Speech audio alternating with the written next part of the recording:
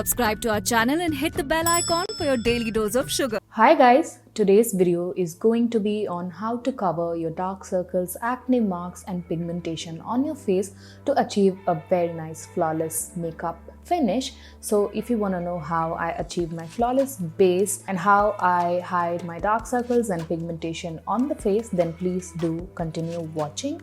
But before that, make sure to subscribe for more such amazing beauty content.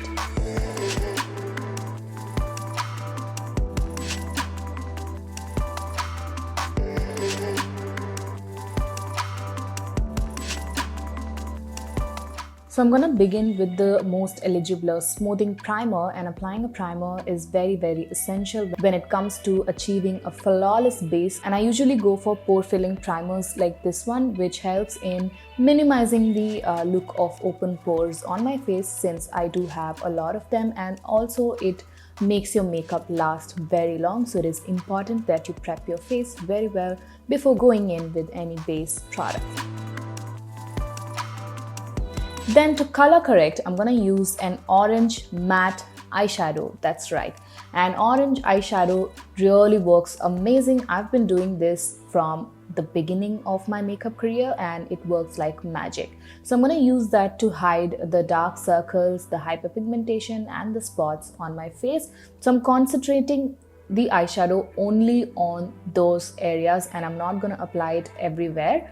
So I'm just being very precise while I apply the orange eyeshadow on my face. You can definitely go ahead and orange color corrector as well if you have one, but this one also works amazing on me.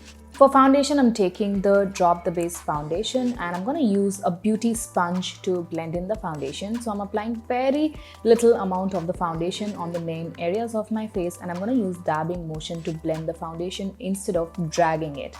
And since you have created a nice orange tint on your face for color correction, never drag your foundation on your face, otherwise it will disrupt the layer underneath and your makeup won't look very nice.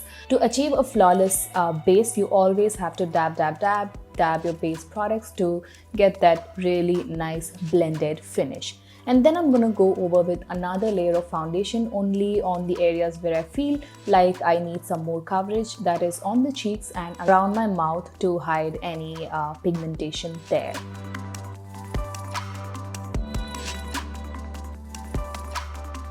Once that is done, I'm going to take the Magic Wand Concealer in the shade Con Panna to conceal and highlight underneath my eyes. So I'm just applying a tiniest amount on the inner corners of my eyes and the outer corners of my eyes, since this concealer is very high in coverage, so a little bit goes a long way. Also, I'm highlighting the center of the forehead, the bridge of the nose, my cupid's bow and my chin. And then I went ahead with a concealer blending brush and remembering to dab the product instead of dragging it for a nice flawless base to cover your pigmentation on the face. And whatever is left on the brush, I'm just going to apply it on top of the eyelids as well to make the eyelids look more smooth and evened out as well. So this is how my face looks before powdering it down. And then I'm going to take the Set the Tone tinted powder in the shade Con Panna, and I'm taking a generous amount of the powder on the sponge that comes along with the packaging to press and lock the under eye region in place. And then I'm going to go over with a compact powder in the shade Americano to add some more coverage as well as to mattify my face.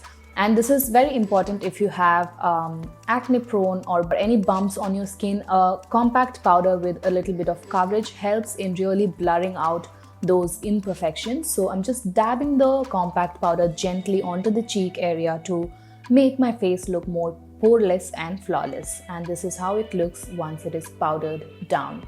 Then I'm going to add some definition to the face. So I'm taking a matte contouring powder. Again, this is very important if you have acne on your cheek. A matte product is not going to accentuate those imperfections. So I'm choosing a matte blush and a matte contour to define the face.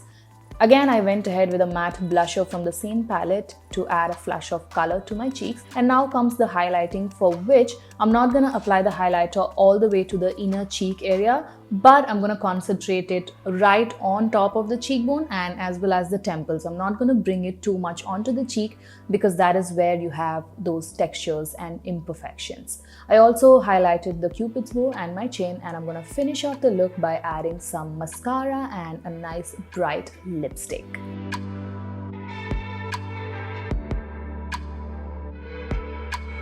Once that is done, it is very important to lock your makeup in place to make it stay for a longer period of time. For that, I'm using the Grand Finale Matte Setting Spray. Again, I'm choosing a matte finish setting spray so that the texture on the skin is not highlighted. So that is how the makeup looks once the imperfections on the face, such as the dark circles, pigmentation, and the acne marks are covered properly using the right techniques to achieve a nice, even, flawless base. And here you can see the before and after, that how well the makeup technique has covered my hyperpigmentation on the face so well and so flawlessly. So I really hope that you guys found this video useful. If you did, make sure to give it a huge thumbs up, comment, and do not forget to subscribe for more such amazing beauty content, and I shall see you guys soon in my next one.